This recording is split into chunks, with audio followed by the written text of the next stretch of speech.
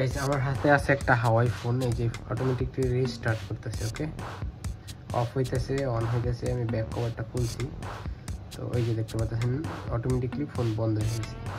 ঠিক আছে, এই দেখতে পাচ্ছেন অটোমেটিকলি। ওকে, তো এটা কি সমস্যা, এটা সমাধান করার চেষ্টা করবো ইনশাআল্লাহ। তো আপনারা সবাই পাশেই থাকেন।